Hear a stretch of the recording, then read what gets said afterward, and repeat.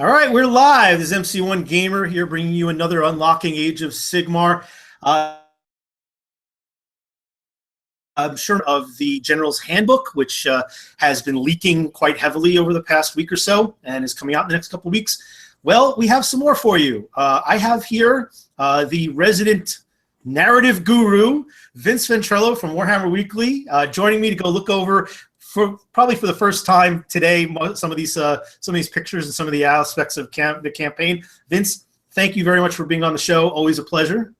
It's just great to be here. Thank you for having me very much. I'm not sure if I've earned the title narrative guru, but I love campaigns and I love narrative games, so I'll be a perfectly happy stand-in. Well, you're the expert for today, but you're like one of the Warhammer gurus in general. You're one of the big content providers in our Warhammer YouTubing community.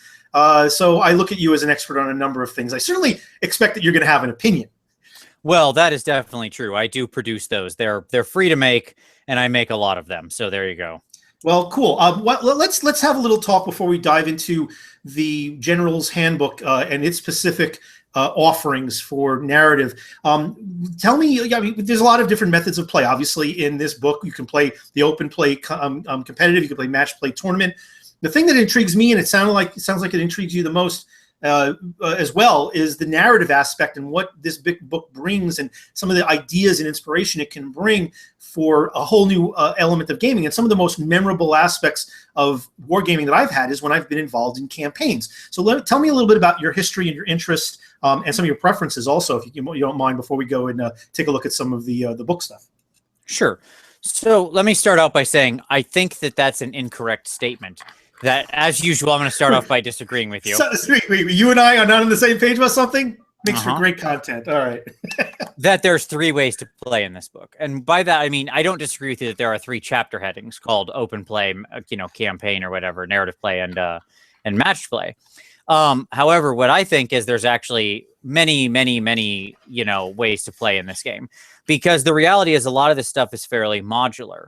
Right, you can break it up. Like even within what we're going to talk about today, which is the narrative play, it's not like there's just one style, right? But you've got, within the open play section, you've got additional rules for multiplayer. Within the narrative section, you've got the expansion of the Path to Glory. You've got map campaigns. You've got ladder games. You got tree games.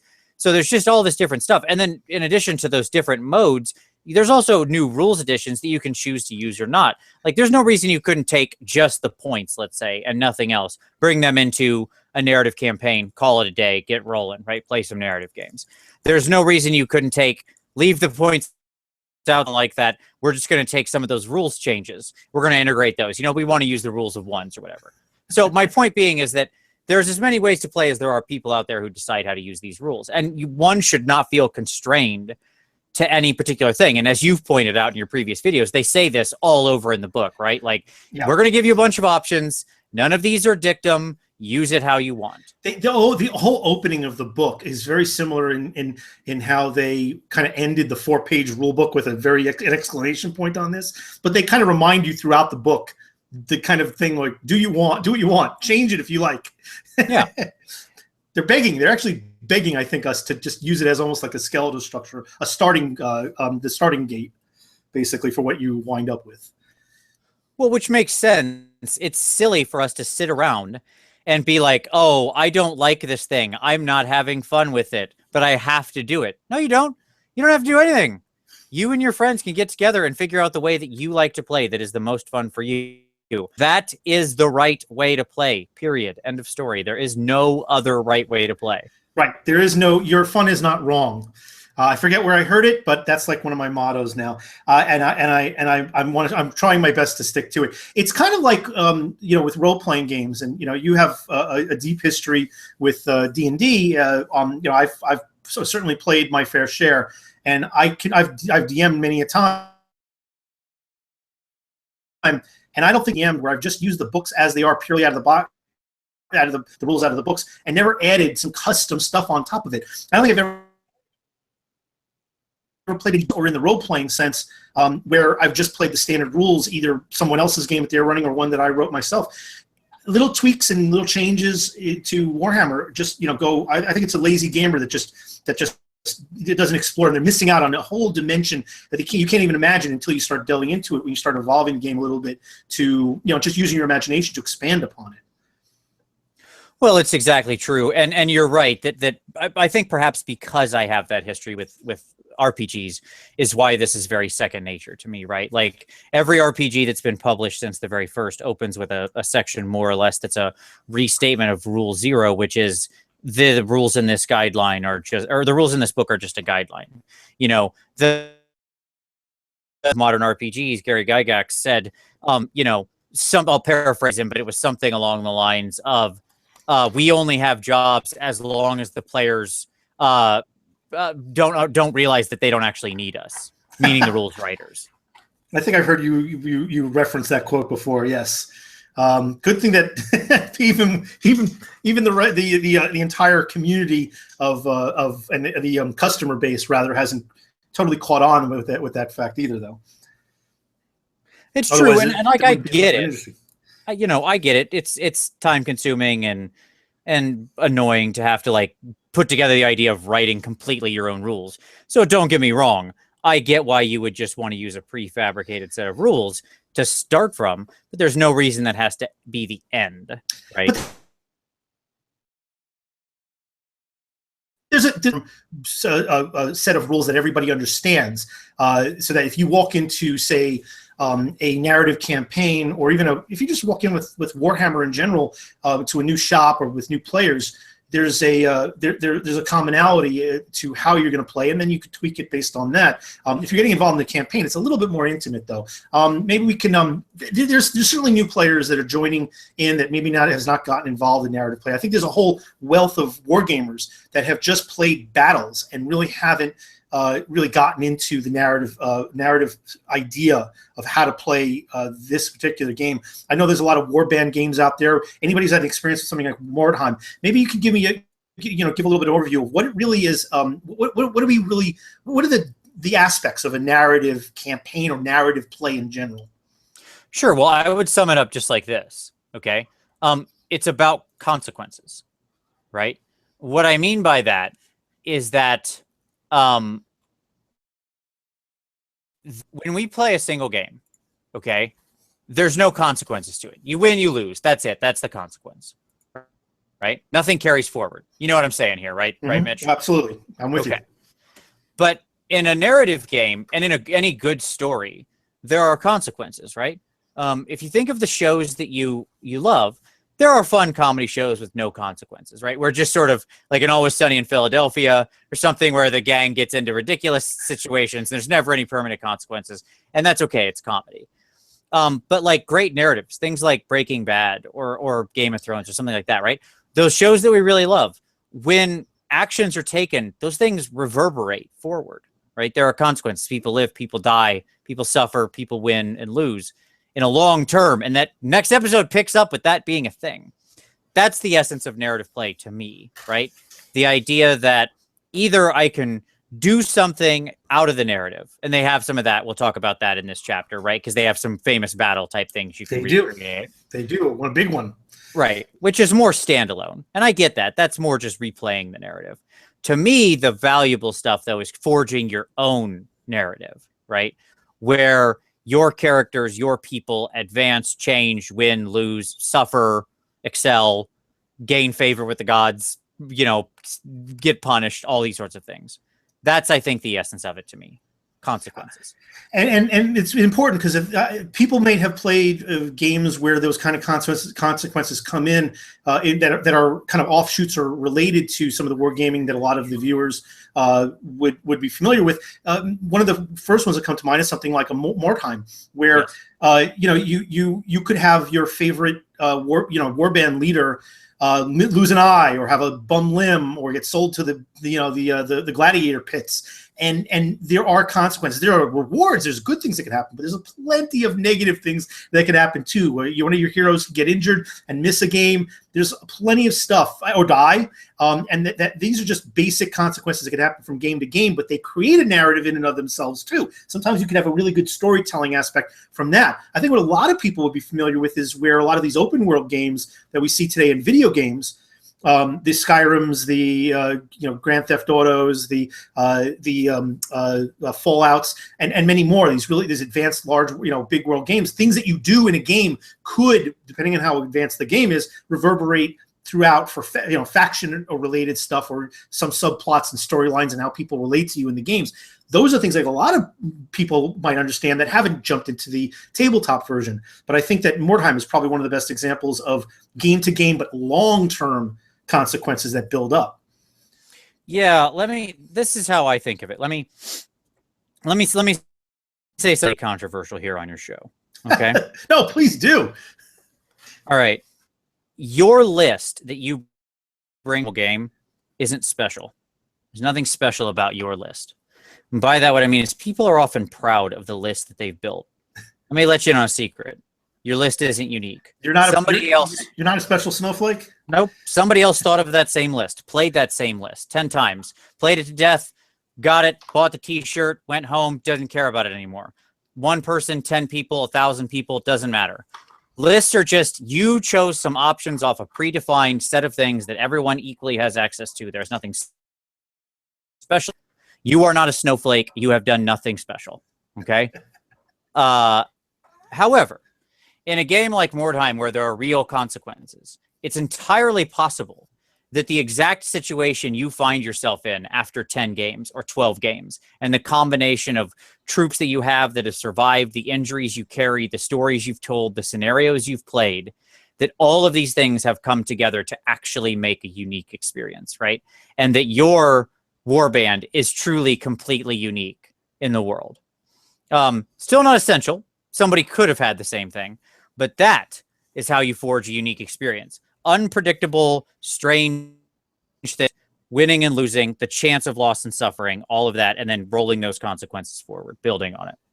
See, this is why I wanted you to be on the show. I mean, beyond the fact that you always give great commentary, you really have you have an understanding and a little bit of a background when it comes to game theory. You do a lot of videos on this, which I think are some of the best content I think you put out among a lot of great content. But you give some really good perspective on this from not just the design standpoint, but just the the structure, the rationale behind why it's built this way.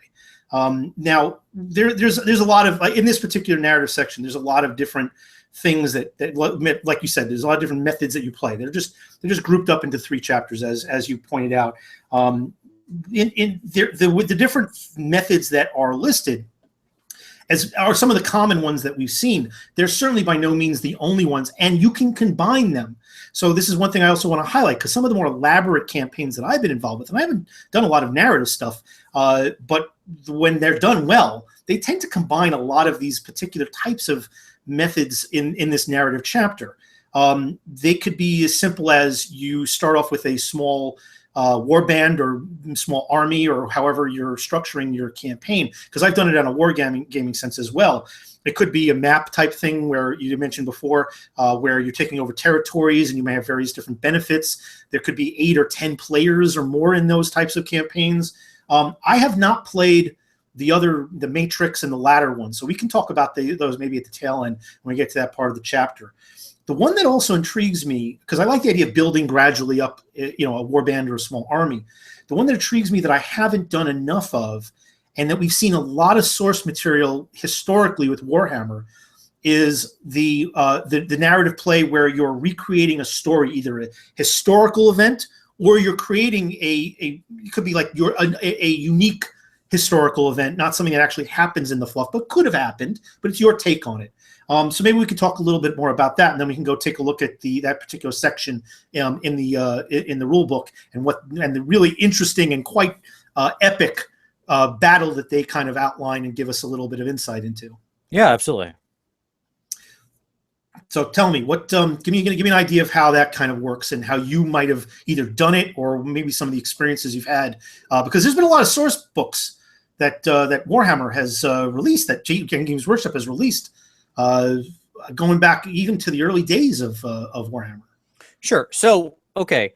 I'll talk about things that I actually carried through to any length here, because like many people, I suspect, and this is obviously the challenge, the dark side to the narrative gaming, is it's easy to start and hard to finish. I imagine many of your viewers will have had this experience where you started a narrative game, You had all the best intentions of continuing to go with that campaign, and then everything blew up, right? People out there who've had that experience, believe me, I understand. I feel your pain. You are not alone, as Michael Jackson told us. Okay. I am here with you. That was him? What's that? That was him?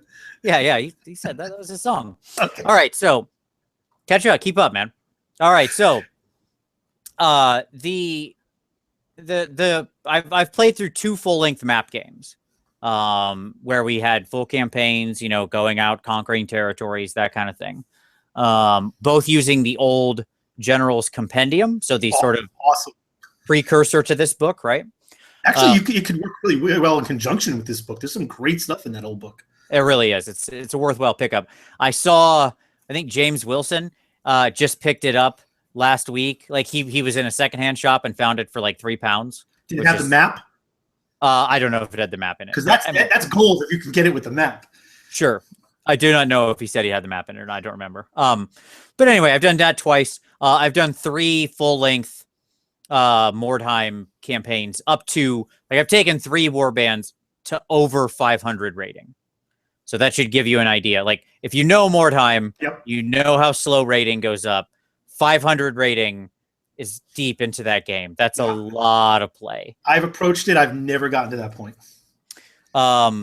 Yeah, like it's because we all had warbands that we had enough people survive to even get to that level. So like you said, the blowing up, sometimes there's a point where the 1 or 2 people just pull ahead, way ahead, and that maybe that's where you're going with this. I'll let you continue. Yeah, so that can happen, and that's obviously one of the things with consequences and losers, right? In any kind of game, this happened in the map campaign, this happened in the Mordheim games. There can be people who lose, who get shut out, who get bad rolls, bad luck. That just means that if you want you just have to decide how you all want to proceed forward as a group, right? Either like in Mordheim, you just make a new, like if you're the person who's way out in front of everybody and has just been kicking teeth in, you just make a new newbie starter warband and you roll with them a little while until they catch up to where you were. It's that easy. It's not a complicated thing. Your warband's going to sit there. They're going to be waiting on you when you come back. In a map game, you just kind of hold your territory. You put that army aside, right? Or you give that person who got their teeth kicked in some new bonus or benefit to bring them back in to get them some advantages. There's all sorts of different ways you can do it, because in the end, it is a different mindset when you're in this type of game than your traditional sort of competitive one-on-one mono-a-mono matchup, right? You're going for a quality story and to all have fun telling it together.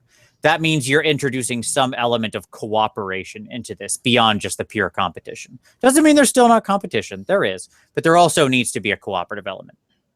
I can't agree more. And there's much more invested in any kind of narrative play, because you're looking at a string of games that are connected in ways that many wargamers don't understand. It's one of the reasons why I think early days of Age of Sigmar, because the game in the original rules, the 4-page rules include something called triumphs, where it looked like GW was trying to encourage and incorporate this idea of connected gaming. And it's one of the things I had done several times at game stores, these strings of scenarios, competitive sense, which was not easy to do. But the idea that you are invested more than just, hey, I'm meeting somebody to pick up a game or two. It's much more involved. Whether it's a warband, whether it's a skirmish game like a Mordheim, or whether it's a full-blown army with a story, with territories and a map, or however else you build out the process, it's not a one-off game. You're invested over time, and I think if everybody has the right mentality and the right investment, the right social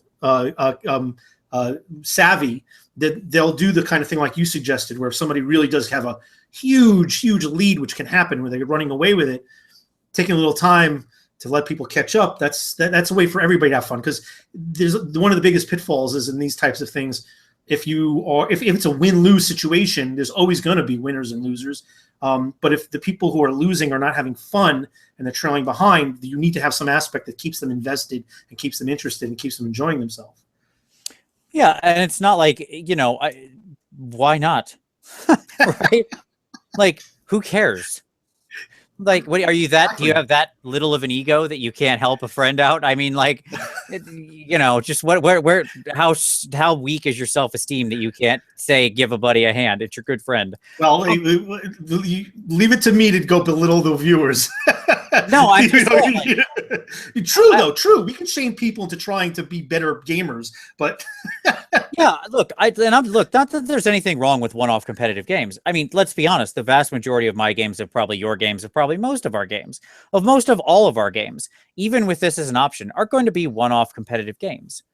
Fine, that's fine. There's nothing wrong with that. Cool, good. If you're playing, then you're not playing wrong. I'm just saying we should also think about this as another option, right? Yeah. Get it in the mix. It's another thing you can do.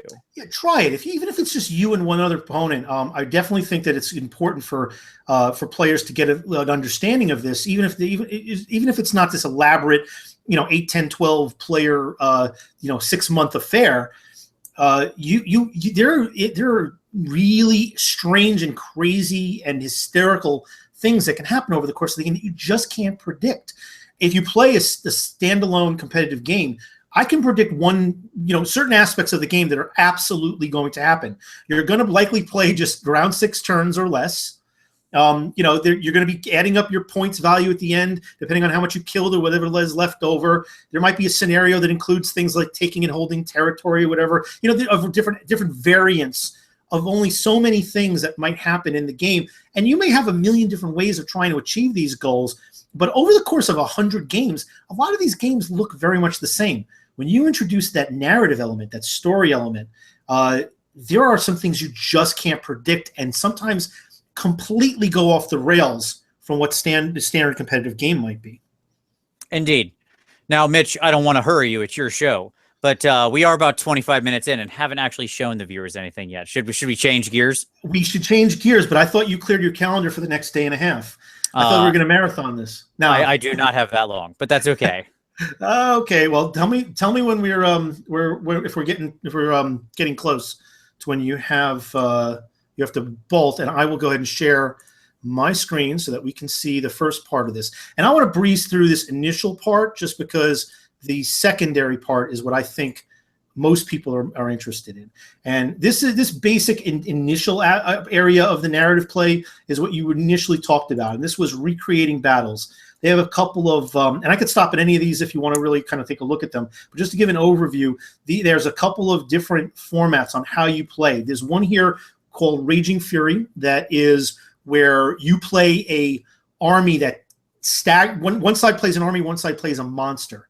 And this could be an element, a sub-element of any other parts of these campaigns. The person GMing, let's say, a narrative campaign can introduce this as a story aspect within the game. But they really kind of built something very interesting here where one player plays a monster, you're a solo monster, and the other player plays a very small army that little by little enters into the board. It's a smaller board. The idea being that they're on a monster hunt. They're basically on a monster hunt. We're not doing a monster hunt scenario for a standard competitive game, but they're trying to rid the land of some wandering monster, or they're on a quest to destroy it. Who knows what it is. And they have some really rules for this really kind of small sub game, which I like. They have a couple of these types of things that they've introduced here. Absolutely. I love this one. Nice take. It's a 2x2 board. There's fun little objectives. I love the idea that somebody's playing just a monster, like that you're just Scarbrand or something like that, because that's what it's giant. Oh, sure. It's based off of the historical precedent with Scarbrand in the narrative. Right. But yes, you're right. You could be just a giant or whatever. It doesn't matter. Mm-hmm. But I love the idea that's sort of there and a thing. And it's fun having these things as options. Are you going to do this every time?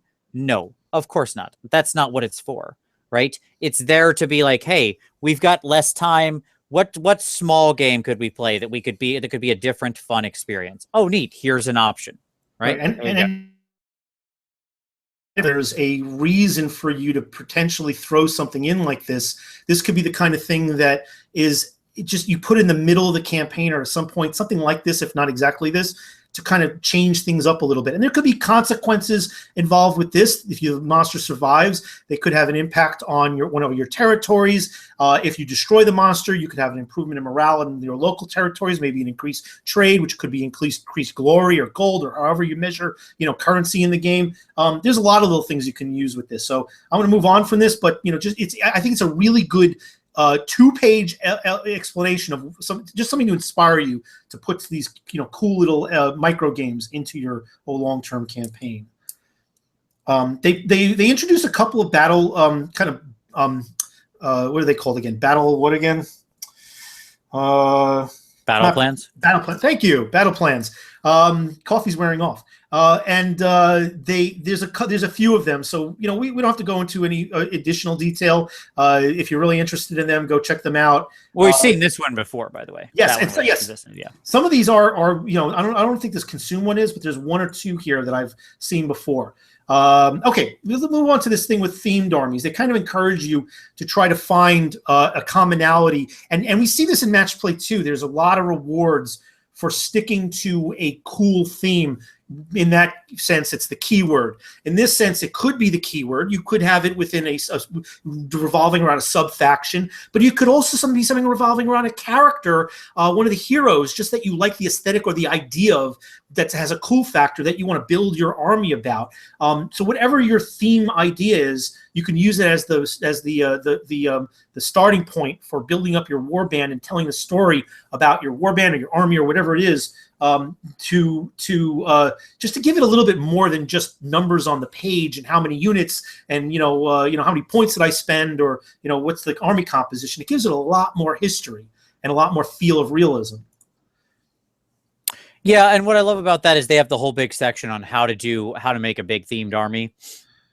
And to the concept of alliances, that they don't all have to be from the same grand alliance, because there's been all this talk lately of like the match play and how it requires you basically be in the same alliance, but that's not the case with this. And again, you could just take the points, bring it right in here. You don't have to use all the match play rules. So if you want to have some storm hosts who are allied up with some forces of death, right? Like say happened in the narrative, exactly.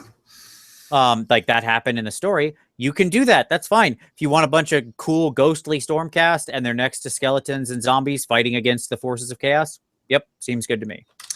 Now, this next section, which is recreating battles of the past, this is one that a number of people have been talking about, and I think that this, if I'm correct, this involves the battle with Arcan against. Oh, actually, no, wait. This is a little bit different. I think this is they're talking about certain battles that took place between the Stormcast and Chaos. But I'm going to moved forward to this one, which is called The Death of Nagash, which, in my opinion, is a complete tragedy.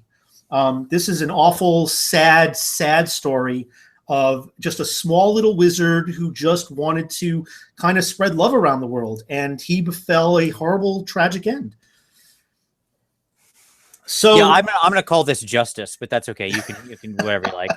Okay, so in the fluff, we know that Nagash has risen to great heights and has fallen several times in his absolute arrogance. And this is an example of how you can recreate these huge major plots from the past. You can go to the old world and create some epic battles that go back, from to the old stories. But there's plenty of new stories as well. And this one has a whole bunch of history on why this happened, when it happened, what happened, and then they give you a battle plan that you can completely recreate. And this is an epic battle. And I just want to tell you that I had planned with one of the local game managers that where I was going to take Nagash with a huge array of my death army, and he was building up Arcan with a massive chaos army. Sadly, he's relocating back to Texas. So when he comes back, we'll probably try to do it. We're going to do it as like a one-day event for the store, hoping to do it. But they included that in this battle plan, which kind of takes care of it for us. I bet you what we were going to do would probably been a little bit like this, maybe not as organized. But here, they give you the army composition. This is a game that you can recreate. This is a very large version. You don't have to go this big if you're doing it. But what I love about this is a game where literally like 10 people or 9 people are playing this. They have 4 people playing on the side of Nagash with each individual armies, and I think it's 5 people on the side of Arcan. Now, if obviously it even says, which I'm amazed they have to kind of spell this out, but I guess it's needed for some people. You could actually, combine it if you don't have enough people. But you take a look at these forces, and each one of these armies is in and of itself a force to be reckoned with. I mean, the first one on Nagash's list is Nagash, 4 of the Morghasts, 12 Spirit Hosts, 20 Hex Wraiths, 5 Cairn Wraiths, and 2 Mortis Engines. That's just Nagash's core force. And if you look at Archaon's force, he's got in his small one, is just him, a Gaunt Summoner, and 24 Varangard. Just 24. And $800 worth of Varangard. Right. Yes. I haven't calculated how much this stuff costs, in real money, but these are massive armies. I would love to have seen the pictures of this. Archaon's army is about $1,000, almost on the nose. Really? Just Archaon's player 1. Is $1,000 retail. There were these massive bundles I saw on the GW site, and I just kind of moved past them. And is that where you got that number from, or did you actually calculate it? No, I just calculated it. Because I think these forces are there if you wanted to buy the force. If you want all the Varangard, all of them, it's a lot. I suspect to do this, most people would just be subbing in Chaos Knights as Varangard, and that's probably fine. Sure. Yes, I would have no problem with that. So this is they give you really the details of how to emulate this battle, and you can see even in this sheet here, you've got this is if this was any smaller, if it was a big enough table, it'd be like one of those counter hex games, that I remember playing when I was a kid.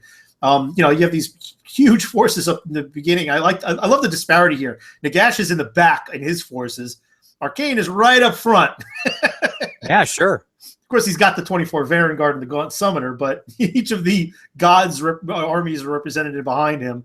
A very big army. And, just as a hint to anybody who doesn't know the ending, spoiler alert, Nagash dies.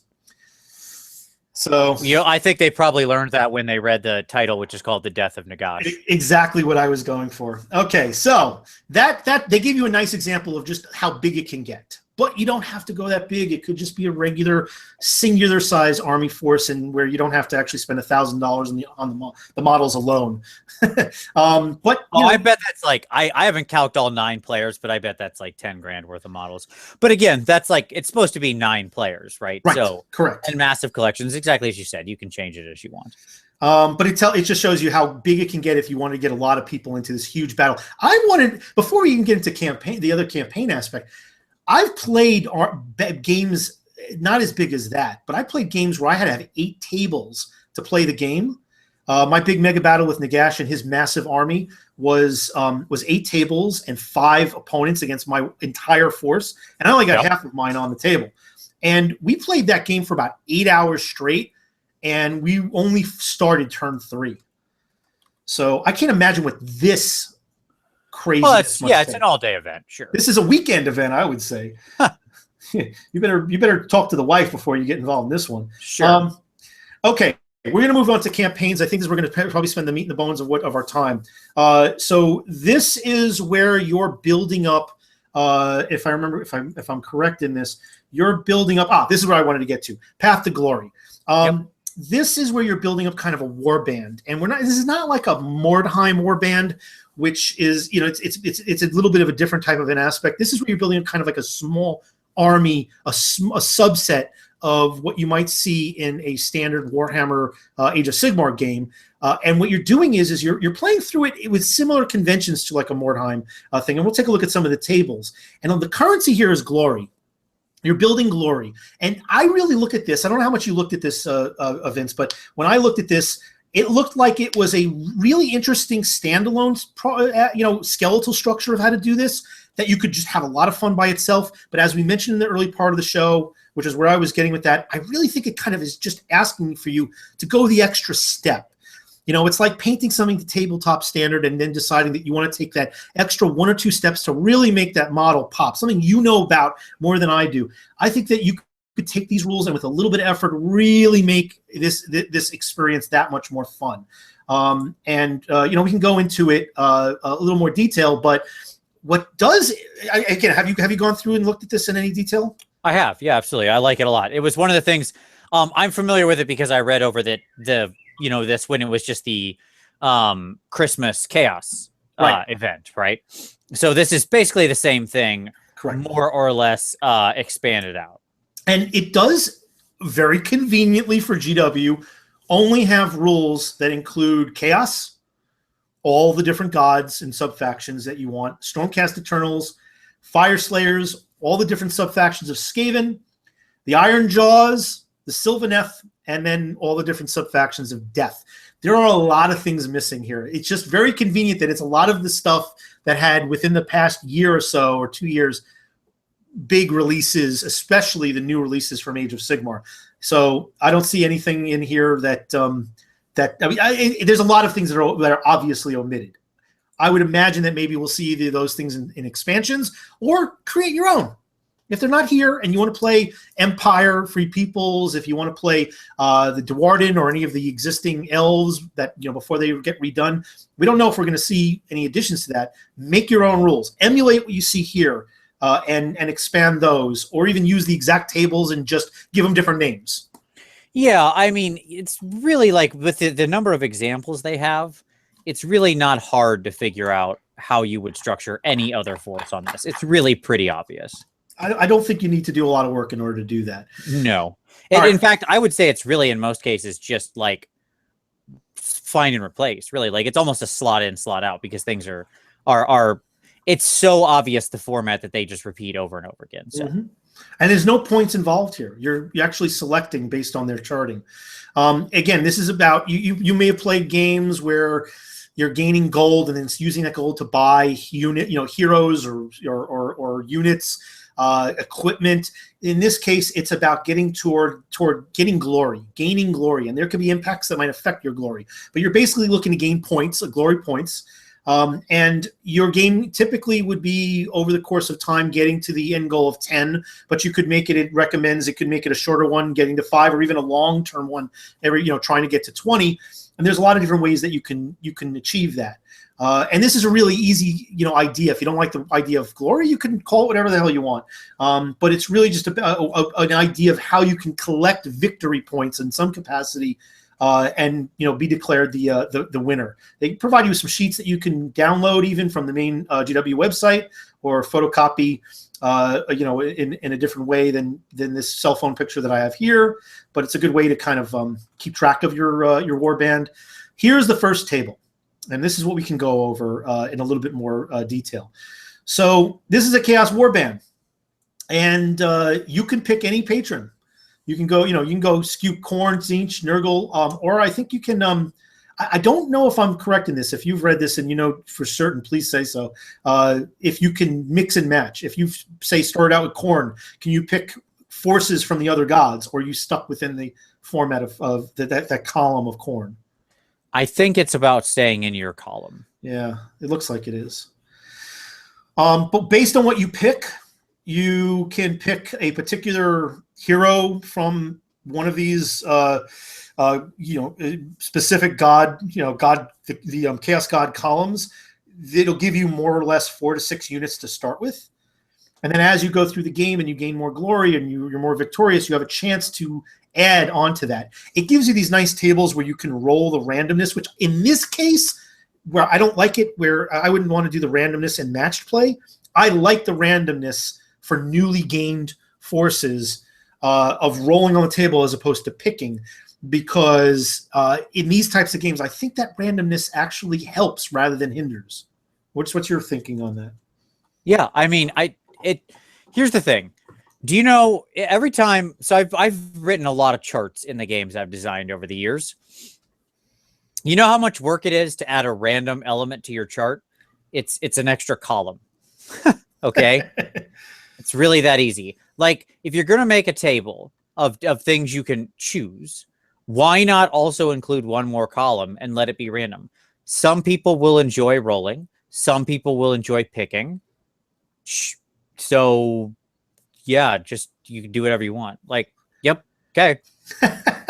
Well, I like the randomness. I like the question as to what's going to happen. So, yes, it's all, again, one of those things that's based on your preference. So as you're building up your warband, you never really know what you're going to get, and you have to kind of run with it. You never, I look at it as you're gathering your forces over the course of time, and you're inspiring more of these heroes and subsets of your army to kind of rally to your side, you never know what you're going to wind up with. I would default to what the person has in their collection, but sure, it's nice to have that little. I would encourage it more than pick, but if pick is your style, go ahead and pick. Yeah, and I mean, the balancing mechanism here is fairly reasonable. Everything's sort of limited in a particular way, right? Like, that is to say, what exactly you've got to choose from is based on your leader. How much you get is based on how potent of a leader you pick. So the more powerful the leader itself is, the less units they get, right? So, like, the Sorcerer Lord on Manticore has 4 units following him, whereas just the guy walking around on foot, who's just a pretty standard 5-wound hero, has 6, right? So there's kind of a balancing mechanism just built in there. And then obviously as you advance, yeah, you've got your rewards tables for both your champions, your heroes, and your followers. And how that works is there's this rewards of battle. It says each allegiance has its own set of reward tables. After each battle, you can take one of the 3 following options. And then it says, alternatively, again, you can roll the dice. Which is a like a small unit or character or creature. And or you can have a reward for your champion, which is your leader, your warband leader. Or you could have some reward for a unit that took part in the last battle, where they get an enhancement of some kind. So that's one of the ways that things can evolve, and this is where mishaps can happen. So this is where some of the fun tables. If you want to roll and see which kind of a follower you get when you want to spend, that renown, that's great. Actually, not renown, the glory. But in terms of, like, say, follower rewards, some of the options here. You might gain this Sworn Disciple. Once per battle in your hero phase, you can declare that this unit will prove their devotion to your champion. You can re-roll any failed wound rolls for the unit for the rest of the turn. And it can go all the way up to twice blessed followers, where you roll twice on the table and ignore further rolls of 6. So they actually can get successively better. But there are different ways, different boons and benefits you can get that can impact your next game. Yeah, and this is how you take a fairly standard unit and make them into an elite unit, right? It takes your regular, like, by a group of Chaos Warriors who goes through that in the long run will, be chosen by the time they're all done. You can even have those really weak units that you might consider crap that somehow can gain a couple of abilities and become epic when they get that veteran status with a few really interesting, benefits. You may never consider some of, like for instance here, this Greyherd follower table. What's the weakest of this unit right here, of these? Oh, that would be the Ungors. Okay. This 10-man unit of Ungors, with 2 or 3 of these over the course of a campaign, could become as strong as one of the, potentially as strong as one of the elite units from that they might go up against that doesn't have any kind of benefit. Well, at the very least, they'll be better than regular Ungors. That's well, certainly. But yeah, you could see, really goblins or, men-at-arms, just really little Skaven slaves. They could become fairly epic. And here's the champion reward table. I like to take a look at this in a little more detail, though, because when you're rolling on this, you're taking, especially with chaos, there's going to be heavy risks and heavy rewards, but there's also going to be the downside. Like, if you're rolling a 2d6, if you happen to roll the snake eyes, double ones, your champion has offended their patron and is punished by being condemned to spawn them. You lose some glory. Now, if your warband has another, it says here that you remove all rewards from your champion as gained from this table. So so far from your warband roster, if your warband has another hero, that model now takes charge and becomes the new champion. So yeah, that could be pretty bad. But it could go all the way up to the far end, and there's a lot of mishaps and positives as well in between, getting rerolled, failed saves, getting pluses to bravery. But on the other side, if you're rolling a double 6, it could be Daemonhood awaits you. Your champion undergoes a dark apotheosis, having been judged worthy of Demonhood. Basically, you get to replace your guy with a demon prince. That's pretty cool. Absolutely. And you get to keep all your upgrades. Yeah, so this is very much in line with this, sort of traditional chaos table that we've seen for a long time of, like, the rewards of, and that's where I think part of this came from, right? Because originally this was just a chaos only thing. And the idea that chaos followers get rewards for serving the dark gods is well known. That's why people serve the dark gods. Because if the dark gods didn't give out something, they wouldn't probably have a lot of followers. They don't exactly have like a great dental plan or anything. Not a lot of other benefits. Yeah, you're not getting a lot of spa time with the Daemon gods. All right, and then you have different benefits. Dark Patronage, which is it says if it's your Chaos Champions reward table where you can have a variety of different things that are custom to the specific god the chaos god that your warband falls under. Could be things like where your champion becomes a wizard. He's now an exalted follower with secrets of sorcery, and now they can cast spells and unbind. That's pretty awesome if you have a physical melee focused guy. Things like on the Nurgle side where you might get benefits as far as additional wounds, or somebody trying to attack you, they lose one from their hit rolls. Some really good options and benefits that can really give some flavor to your hero. Absolutely. And then, of course, these tables, as they are specific to each of the Stormcast, I think these would probably be a little bit less detrimental on the lower end, but probably not as high on the high end. Lifted by lightning. Well, this is pretty cool. Once per battle in your hero phase, the unit can be transported across the battlefield. This is a follower benefit. Nice. It's basically it says, let's see, you could be anywhere in the battlefield, but you have to be more than 6 inches from an enemy model. That is sweet. Oh yeah, there's cool stuff in here, no doubt. Like it makes your units very interesting. That's for sure.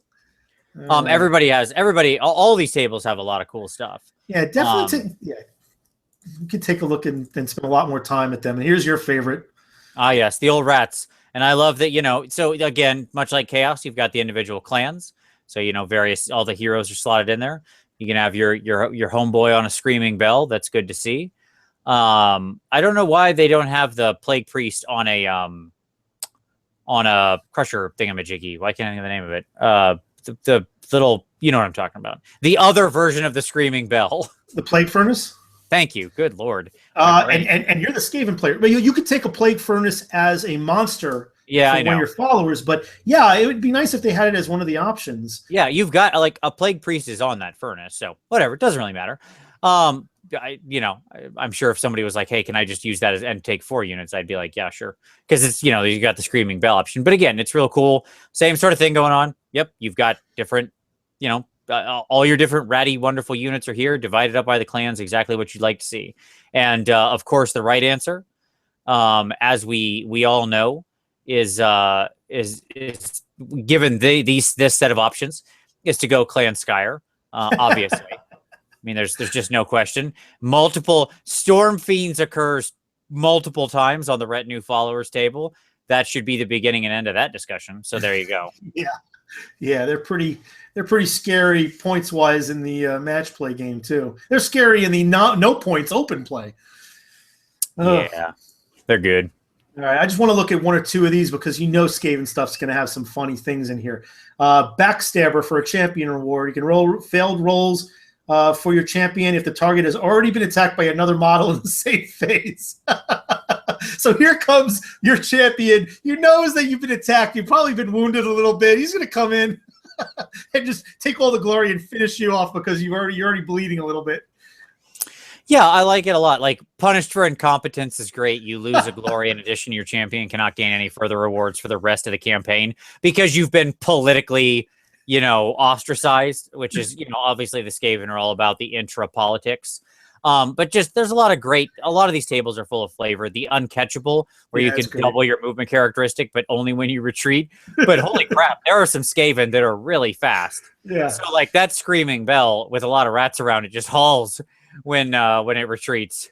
Very cool. Very cool. And I just love that they just work really well with the and of course we're going to find probably a couple of funny ones here in the with the orcs. Iron Jaws. Let's see. Too angry to die. Do not remove the champion if they are slain. They carry on until your filing hero phase, at which point they finally collapse and are removed. Love it. Absolutely love it. All right. And then, of course, Sylvaneth, which I know you and I are both kind of very much involved in. I've been looking at Sylvaneth for quite a while. You're about to take the plunge, I understand. So I've been putting together dryads during all my hobby time. I'm converting all my dryads over. Yep. So is that what you're doing now? I'm errantly doing it a little bit here and here as we're talking. Not too much. Cool. How many dryads do you have? Whatever comes in that big box. Probably like 32. 32, I think. Yeah. Yeah. So this one probably isn't as funny, but I'm sure is very, very appropriate and fluffy. Call the spirit of the hunt. Once for battle in your hero phase, the champion can call their followers to hunt down the foe. If you do, the champion and all the units in your band can run and charge this turn. Very nice. Let's take a look at this one here. Vengeful Blow. Yeah, we'll go into another one that. Yeah, add one to your champion's wound characteristic. We've seen that before. So there's some similarities, just different names. Yeah, it should be very easy to create one if you wanted to play dispossessed dwarves or dark elves or something along those lines. And then, of course, we have Plenty of Death, which just is very conspicuously missing the Tomb Kings. And very, in my opinion, towards the Flesh Eater Courts. It looks like the follower table and the monster table are very specifically Flesh Eater Courts, if I'm reading this correctly. Well, I think that the other ones are on the next page. No, maybe not. No, okay. I guess that's all there was. I thought there was more than that. Either way, this is probably one of the weaker ones to me as far as like total stuff. It's great if you're playing the Flesh Eater Court. You got all the options in the world. The Soul Blight stuff is also pretty great, just because who cares about not having the monster or hero follower table? You've got awesome options in your Vampire Lord on Zombie Dragon, Vargeist, Blood Knights. Like, if you've played this game much at all, I don't need to explain to you how good those options are. So yeah, absolutely. When your regular retinue troops are made up of Blood Knights and Vargulfs, you really don't need much else. I agree. Vargeists, sorry, Geists. So here's a couple of the battle plans that they include. There's a few of them in here. Beast Slayer. We've seen some of these before, as you mentioned. But I wanted to move on to this one, which is map campaigns. Now, when I think of a narrative campaign, this is what I think of first and foremost. There's a couple others here that I have not tried that I certainly want to hear you talk about a little more, because I'm sure you know them better than I do. But I think a lot of people probably can identify with map campaigns, and that's where somebody might have a grid map or just a map of various territories all sectioned out, and you're kind of trying to take over those territories, and you may be near a port, and if your GM who's running this and organizing this is savvy, he may have a lot of other things that maybe occur where you may, that makes that particular territory more valuable, because it might be a port on the ocean, or it could be a mountain where you have precious metals that are found, or other different elements that make different areas of the map more desirable and will provide incentive for the forces, the different players, to try to achieve those, create the conflict of trying to, gain those, maybe find different means to logjam people with better. It's like playing a game of Risk in a little different respects, but with the way the territories work, but at quite another level. Is this the way you've mostly played, or have you done different versions of long-term campaigns? This is for long-term campaigns. I've done exclusively map campaigns. Yeah, absolutely. And they sort of the concept here is a little different than what it traditionally was, because what I had played on previously was, as you described, kind of like maybe not a hex map, but there are lines through the map, right? Yep. And you sort of so there's a territory you can take, and so on and so forth, right? And as you do that, you gain you gain certain advantages or abilities for having that territory over something else. Just pretty standard stuff. And it's what you're going to see here too. This map is super cool. As you can see, there's not really the lines between it. It's not that. It's more like there are a set of objective locations on the map, which, by the way, this is just as valid as having little imaginary territory lines. You have a set of, possible objective locations you take on the map, and you go out and you try to conquer them. And then each of them gives you spoils, or there's certain objectives you'll need to do to take it over or whatever, right? Cool. Yeah, you could go as far as crazy as you want with this. And I like the idea of having either the dot matrix, between the different sections can denote the paths of travel. The one I see the most is where a map like this may be just like what you see, and then the GM just draws different types of dividing lines between the territories. And if you're neighboring that territory, you can invade, and that can create lots of different interesting things as you subdivide the map, because you can create these areas where you can block people off from certain resources. You could try to minimize the amount of opponents that face you, that can attack you. You could force other opponents from other sides of the map to try to go through certain people to try to get to you if they want to. There's lots of ways when you start getting deeper into the campaign that really that you cannot always see when you first see the map. So, but it really depends on just how elaborate and how crazy you want to get with it, and what kind of additional stuff you want to do. I don't know exactly how they're doing it here. I think it's really just like you said, it's just points on the map that you're looking to get. So yeah, they have it as a little more open, but they still have you'll see that they have a nice sample map and a nice sample list of sort of what do you get by owning that thing, right? So they give you a full list, which you could import any or all of into your own map game. You could also just make up a bunch and riff on your own. Like, they give you a lot of good examples here. And so you get a good concept of sort of the power level of what you should be giving.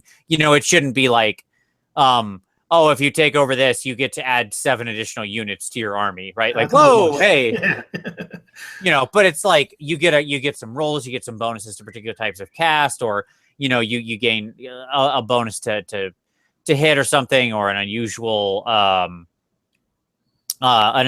like once per game ability or something like that, right? Yeah, I would do things like and give me some ideas that you might throw into this. But off the top of my head, I'd have like maybe a wizard's tower in one particular say small city that might give you access to a particular free spell that one wizard can use. They have one example here, like getting a +1 bonus to rolls to unbind. Little things that are incrementally they won't break the game like adding 7 free units, but they might enhance the game or give you a different flavor, or maybe do something that you might not normally be able to do with that unit. It could give you one time a game, re-rolling to wound, or re-rolling armor saves if they're failed. It could be anything as simple as that, or even a little bit more deadly than that. But I think that the idea of seeing map points have a boon ability that you can utilize in your subsequent games by controlling that really gives a lot of flavor and can create an incredible narrative just based on that. It's so easy to do too. You ready? Here we go. I'll do 3 of them for you real quick. Okay. River of Life. You control the River of Life. Its magical waters can heal your troops. Once per game, you can pass out the River of Life to from your general carries the sacred waters. It can heal a single unit. Once per game, he can take a unit within 6 inches and restore D6 wounds of models that have been killed to it. The Orrery of Wonder. You can use the Orrery to watch the stars and monitor the heavens and predict the future. After your opponent has set up and you have set up all your forces, you may now reposition all of your forces up to 6 inches due to the foresight you have been granted by the Orrery of Wonder. Option number 3, the Hall of the Golden King. Such as this ancient hall contains manuals and text and everything for the greatest warrior king who has ever lived. Pick a single unit. They are inspired by the stories of the Golden King, and for the next battle, gain a +1 to hit and increase their rend characteristic by 1 for the duration of that battle. There you go. Look, I just did 3 of them that fast. Yeah, well, I'm sure you've used those before. You pulled those out of some memory, but that was pretty good. Anybody who wants to go and unfortunately, this is a video that you can watch several times. You can even kind of slow it down if you want to be able to understand what Vince was actually saying. But that's a great example of just pulling a few things out in a short period of time. Use your imagination. That's the best part of this. You can really put your own personal stamp. You don't need to do it right out of a source book. But use some inspiration for this and come up with your own. That was great, by the way. I plan on rewinding this and writing that stuff down. I would love to see a member of the community just go nuts and make a ton of locations to put on the to put into map campaigns. Just what a great idea. Things. Yeah. I invite anybody who's watching this, if you want to flesh it out and submit it to either the Warhammer YouTubers Facebook page, or just notify me. You can reach out to Vince. We'll put it up there. We'll give you guys credit. It would be amazing. I guarantee you it will get used. So anybody wants to go crazy, just put it up. Just, make a video. Join us in the Warhammer YouTubers community and make your own video and talk about it. If you really want to do that, be our guest. We love people putting out content. But if you want to send us something that you write yourself, that would be great too. What a great idea, Vince. Maybe we'll have to do some kind of a contest too. There you go.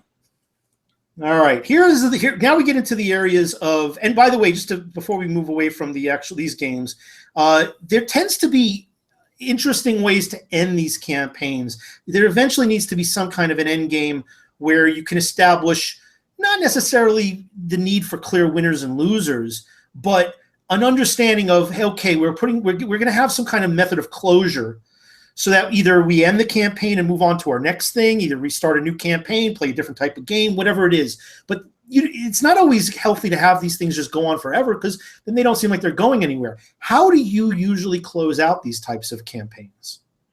Big battle. Like a big mega battle, right? Yeah, big mega battle, yeah.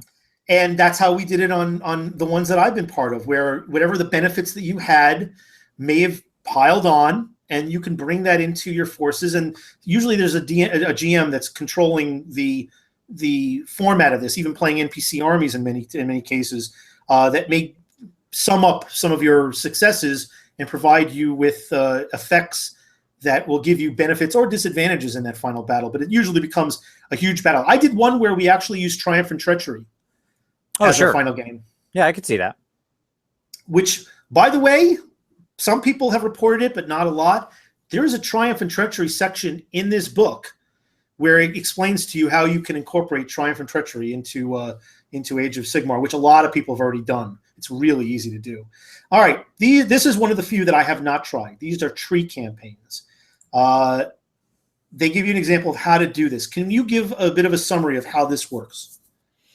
Well, the idea of the thing is that, yeah, there's different, like, this is more what you're talking about. One of the challenges to a map campaign is that it's hard to define the exact beginning and end necessarily, right? Especially the end. This tells you how the thing progresses based on who wins, right? So, like, there are, you fight certain battles, use certain battle plans, whatever, in order based on who wins what.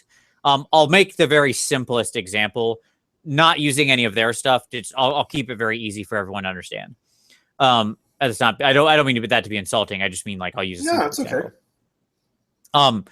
So imagine your first point, your first part of the tree is Vanguard skirmish. So the premise of the first battle is that the skirmishing forces, the Vanguard forces of two armies meet. So you play a small battle, like a 1,000-point battle or something, right?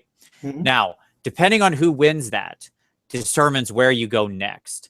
Because if the one person wins, like the invader into the territory wins, then the next battle might be like a larger battle as the invading force pushes in. So you might do the like surrounding one, right? Where you've got the invader and the defender. Okay.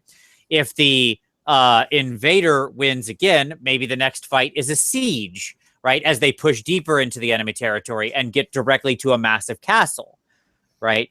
Does that make sense what I'm saying here? So Absolutely. There's like a logical tree of like who won, and that determines where we go next. If that invader had lost, then then we go to a different situation where they're fleeing out of the territory, and now we've got like an ambush laid by the defending force to try to kill them before they escape, right? Or whatever. And what I like is that you could create, I did something like this as a 3-game tournament, 1-day tournament, where each game had an impact kind of like this, but obviously not as built as an end game, just as this game is this story, the next one is this story, and the first one impacted the next one, and then the third one. And it worked really well, but obviously there are some things that needed to be worked on, kind of tweaked and played with. But I could see incorporating just a standard matched or open play type game into this structure and having just this be the schematic of how you progress towards getting to that win campaign slot that all the arrows are pointing to. It's really interesting, and I've never done it specifically like this. It's a cool way to go, and you can see how, like, if there's a draw in the sort of like one that decides the winner, right, then you have this, you automatically fall back into the return to the verdigris planes, right? And so you have to refight that, and then where you go from there, right? So it's pretty cool. And what's interesting is that if you get a bunch of players, like 4, 6, 8, 10 players, you don't have to be there to kind of oversee the games. People can play like in any of these realistically. That's how it usually works. But somebody doesn't have to get like the new campaign, the progression in the campaign, from the GM, because that's what happened in the last campaign I played. We had a really good GM who changed up what the next game type in the scenario was for each person. He really had a hand in each week that we were playing. In this one, you can get the schematic and progress through it based on the games that you're playing and know what to do if you've had a victory, a defeat, or a draw, and know where your next game is going to go. Maybe not what your opponent's going to be, but certainly what your next game is going to be. Sure. Yep, exactly. Very nice. All right. And then they give you some battle plans to utilize within this. Yep. They actually give you basically all the battle plans that are there within that particular tree campaign. But again, you could riff on this. The reality is you could use any of the battle plans out there and build your own tree campaign. I would even tell people with all this stuff, by the way, if you're like me and you have the End Times books, don't forget that those End Times books had a ton of scenarios in them. You could steal all those scenarios and basically with some minor adjustments, use them in a tree campaign, use them in a bigger campaign, recreate those historical battles. Almost all of those are just more scenarios, and they're really not that hard to adapt. Yeah, and some of them are pretty interesting, although I will say more than a few of them are completely impossible to win.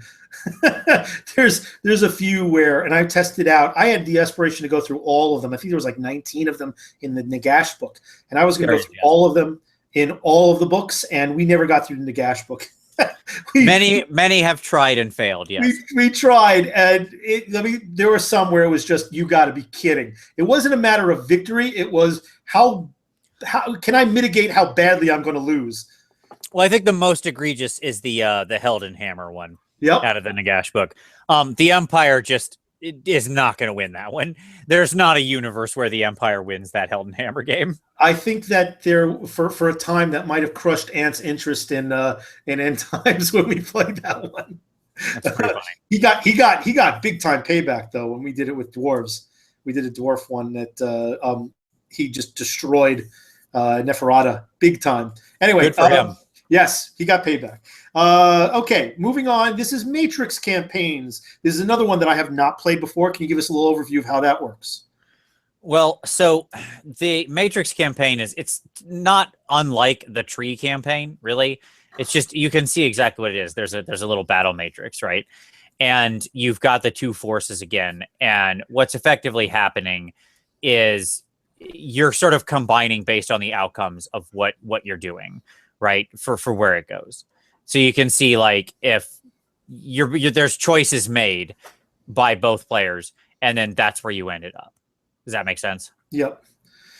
Yes. So if you like charts and flow charts and arrows, you can take those interests and put it. Use this stuff as a guide. I would love to see somebody do a series. I'm sure that I will. I imagine that you will, on some of these campaign structures, and just do a series from start to finish. It doesn't have to be one of those 6-month game, scenarios, but just do a string of these so you can see a story from beginning to end.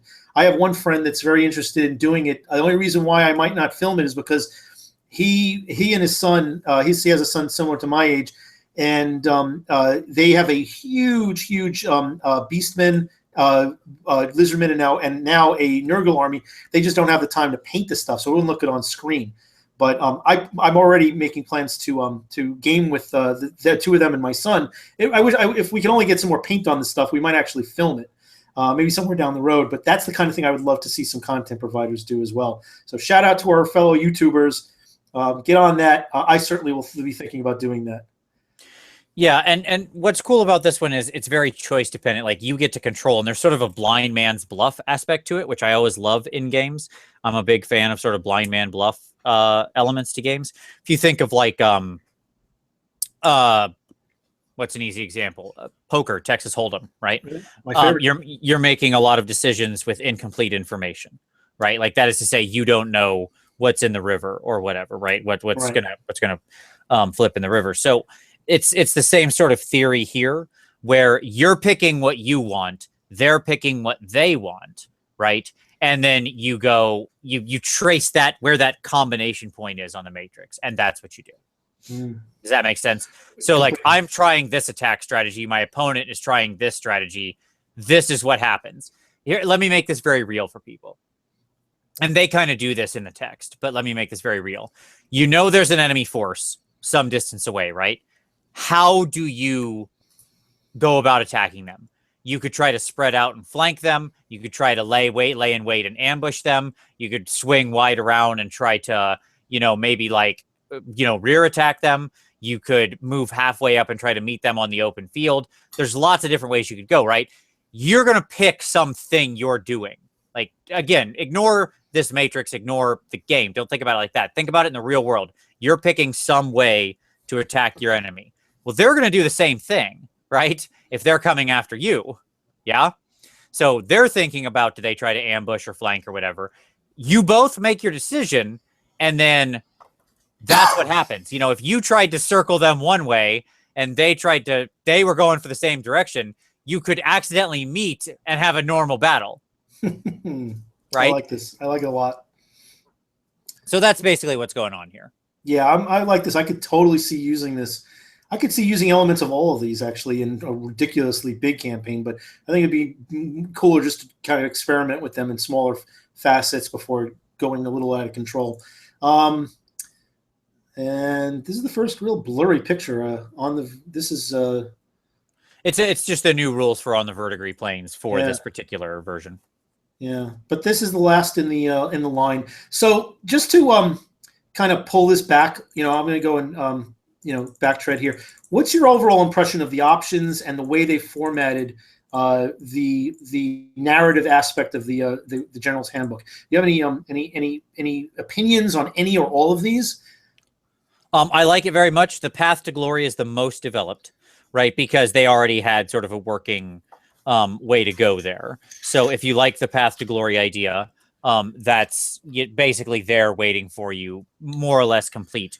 It's also the easiest one to add your own forces into. So even if you don't have one of these existing forces, if you're playing Bretonnians or Tomb Kings, like do this real quick. Flip to one of the actual warband things. All right. Like one of the warband tables. Okay, great. This will work as good as anything. Yeah, let me back up. Yep. Good. All right, great. So let's go this way. So I want to play Bretonnians, right? Okay, great. Any patron. So Lord, Bretonnian Lord on a hippogriff, right? King Lewin, basically, right? 4-unit selection. Lord on a Pegasus, 5-unit selection. Lord on a horse, 6-unit selection. There you go. I just rewrote the champion table for you. Regular, it's that easy. Regular retinue, okay? So you have your D6 chart is going to be 16 men-at-arms, 8 Knights of the Realm, 5 Grail Knights, 5 Questing Knights, 3 Pegasus Knights, and or 16 Bowmen. There you go. Done. Ta-da! Enjoy your Bretonnian Path to Glory. That's it. It's that easy. Yeah, and again, you put your own stamp on it. It's not hard to do. And if you have to talk about it with a couple of people that are going to be joining in to make sure that you're not getting a little too out of control, make it a committee. You guys, it doesn't take a lot to agree on these things. It's a really good guide. You find a general power level, and if you really have to, go to the points and see what is comparatively similar, that has a similar role, or just something in line with what a 5 Chaos Knight unit or 5 Warmongers might be, and if you need to use that as your guide. But either way, you find it, and if it doesn't work, you change it either for that series or for the next one. Because again, the idea behind these is that, unlike with match play, maybe there's a competitive element to some of these as well. I've done campaigns at stores where everybody puts in money, and the person with the highest value warband or the highest victory point total or whatever it is wins, like something from the store, something along those lines. The idea is for the most part, this is more about the experience, the journey, the fun, and all the crazy things that happen along the way, as opposed to a trophy at the end of the competition. But either way, there's a lot of wonderful things that you can do with this. Any other input or comments on any of these formats? I am very excited to see all of them. I just real quick, a lot of people have said, I hear this repeated over and over again, that the open play section of this book is basically the thing you already have. There's nothing new or whatever. It's that. Oh, no, that's not true. Yeah, I agree completely. But you know, like I've heard many people say that, Mitch, as I'm sure you have. There's absolutely new stuff in the open play section as well. Namely, the other big fun thing that can also make for great narratives, which is the big multiplayer scenarios and multiplayer rules. So that's where the Triumph and Treachery stuff is as well. Yes, indeed. So, you know, don't just because they're sitting in that open play section doesn't mean they can't be your best friend in narrative play or the even matched play as well. I agree. I love this book. I mean, there's some things that I think that kind of got a little rushed in match play, and some typos and things that were left out. My opinion, I think the best element of this book is this narrative aspect, the middle portion of the book. We can do definitely as part of maybe another video or maybe one of our paint-a-sodes coming up, which I'm sure we'll have plenty of. I have lots of time over the summer, yes, my goal this summer is not just to get these games, and I'm part of 3 of these campaigns, not these campaigns, excuse me, the summer campaign at 3 different stores. And I'm running not a summer campaign, but a resurgence to get, for some of the old guard of fantasy players that kind of went to different games at another store. I was at a meeting last night where there was a serious interest, where all the players, for the most part, just stopped playing fantasy when Age of Sigmar came in. With this book, they're very much interested. They're just not going to get involved in the summer campaign, unfortunately. But they all want to play Age of Sigmar, at least most of them. And so I'm helping bring them along with, so I might build out something a little loose from this book to kind of maybe that Matrix or one of the latter campaign, just as a very easy way for them to just make some small armies and get back into it. I mean, as far as just to go back to what you said about the open play, it's nice that they put a little bit of time into that. But I love every aspect of this book, and I like what it's doing for the community. So I highly encourage people to pick it up, devour it. Put your own stamp on it, but get involved and play, and let us know how it goes. As well as any other questions you might have or input or opinions, feel free to leave it down below, guys. And look out for, we're going to go and wrap this up. Look out for Vince on Warhammer Weekly. Look out for either of us on one of the many 4 to 6 hour paint-a-sodes that we occasionally do. And, and there'll be, I'm sure, quite a bit of other content. One other thing about Vince that I think that anybody who's my follower probably already knows, because I'm sure they're also followers of your channel. But if they're not, you're crazy. Just throw this guy a follow. He's one of the best content providers that are out there in the Warhammer community. The painting. What is it? What do you call it? Hobby cheating? Yes, my hobby cheating videos. I cannot stress enough at how your series of hobby cheating. I follow a number of other people who do painting, how-tos, tutorials, and hints and tricks. But yours are some of the best that I've seen, and some of the and I have a whole library of nearly every one of them.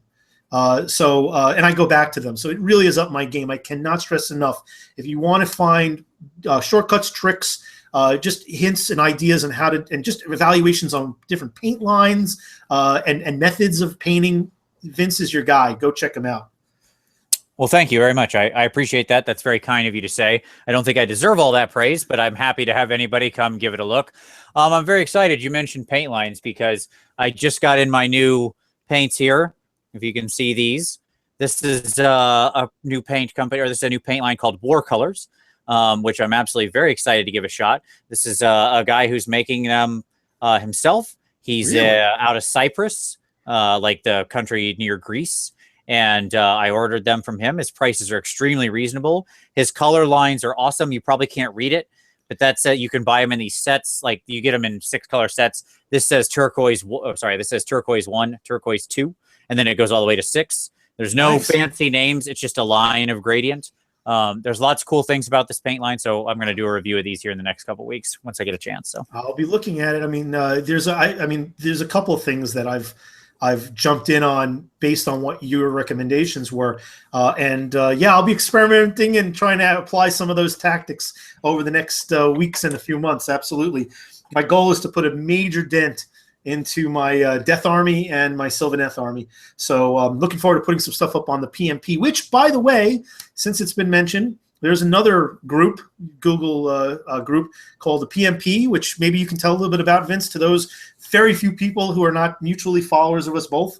Well, if anyone really, sure. So if anybody really loves the hobby aspect, the modeling, the painting, regardless of whether you're doing Age of Sigmar, Ninth Age, 40K, Malifaux, I don't care. We don't care. That's not what it's about. It's about the hobby. It's about the love of miniature wargaming, painting, modeling.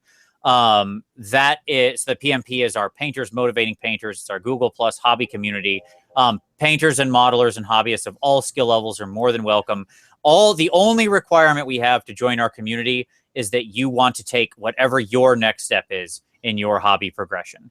Whether you're a beginner or somebody painting constantly for competition, if you want to just get a little better, take the next step on the long road, then we want you along with us on that journey. That's it.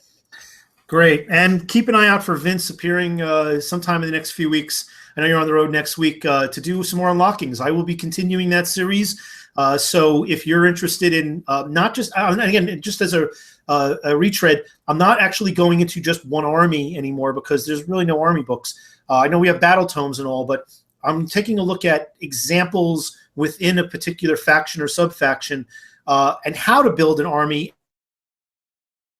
and giving a competitive match play army in the roughly 2,000 point range. And we're going to bounce around through all of these. So look out for more of those. Vince will be on a couple of those. I'm sure we'll be talking about Skaven, some of the Chaos, and many of the other armies, as well as Tom as co-host from Warhammer Weekly, and many of the other usual suspects from the Warhammer YouTuber community who have a variety of different interests in different armies. And we'll be, we'll be dissecting them. And if you have requests, feel free to go send them my way. I know that there's a whole lot of analysis that goes on in the other channels. Share a little following with all those because there's a lot of worthy content out there. And thank you guys, everybody who have watched today, and I appreciate your time. Any closing remarks, Vince? Play the game that you want to play and try a whole bunch of different styles of a game because you never know that you don't like it until you try it. There you go. Excellent. Yes, your fun is not wrong. Have a great day, everybody.